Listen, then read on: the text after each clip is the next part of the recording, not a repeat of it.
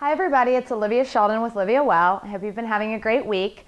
I've got some weekend stretches for you to work on, especially because the weather's still nice. Hopefully you're getting outside and doing some fun events.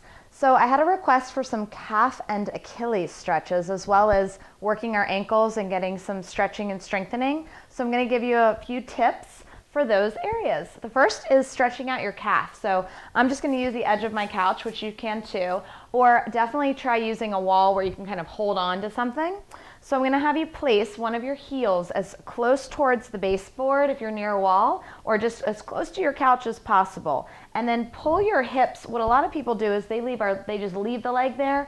I want you to pull your hips forward, so that's going to get you deeper into that calf and Achilles area. They usually work hand in hand. Calf is right above the gastrocnemius, and then you've got your Achilles below. Then once you're holding onto the wall and you pull your hips forward, take a little wag, kind of slowly going side to side. So as you move, you're going to get a really, really good stretch there. And then find one spot where it's really, really tight and just kind of hold and breathe and isolate into that specific area. So that's a great calf stretch. And then whenever you stretch one side, I always like to do the opposite, which is the top of the foot into that shin and ankle.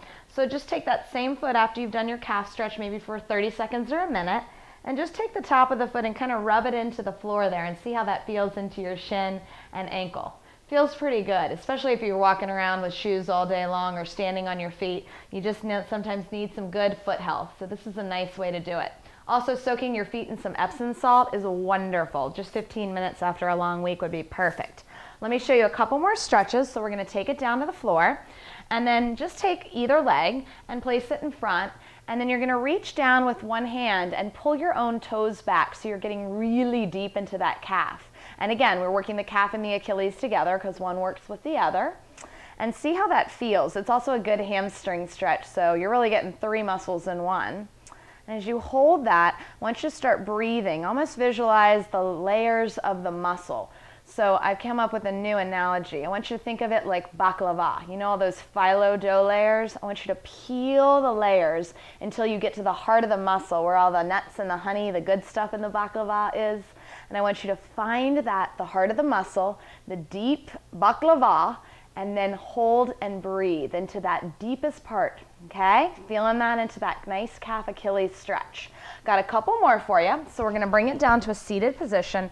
Now here's where, if you can't reach your toes, I just happen to be able to reach them easily, but you might have a little bit of a trouble with getting there. So what you can do is you can hold on with a towel or a tie or whatever you wanna use, and just reach and pull those toes back, so you're getting major, again, right into that calf muscle, right into your baklava.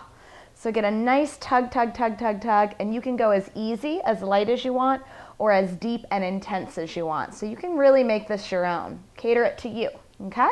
So that would be the calf and the Achilles, and a little bit of stretching the ankle. Now, to get the ankles really strong, I do these little forward and back. In fact, I have my class do, I call them the dancer feet. So I curl the toes, I point, and then I flex. I crunch the toes, point, and flex. Crunch the toes, point, and flex. And do these into the point where you almost can't do them anymore. You'll feel the fatigue. It takes over pretty quickly.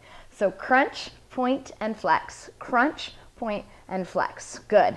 You'll have the strongest feet on the block.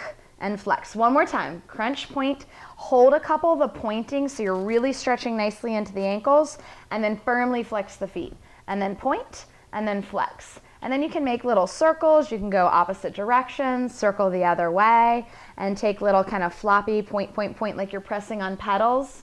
So just getting that nice circulation obviously is going to give you more flexibility and pliability into your joints, but it's also strengthening those tendons and ligaments around the joints too, just by moving. So the best way, if you've got ankle issues, to work on your flexibility and to work on the strength, we always want both balanced. And then another move you can do, one more, I got one more up my sleeve, is just to stand on that supporting leg. So as you're standing on that supporting leg, want to make sure that you're firming your thigh up and away from the kneecap right here, and working your balance. Just a little bit of movement here will really help to keep that ankle nice and strong. So strong ankles, strong knees, and nice stretched calves and Achilles.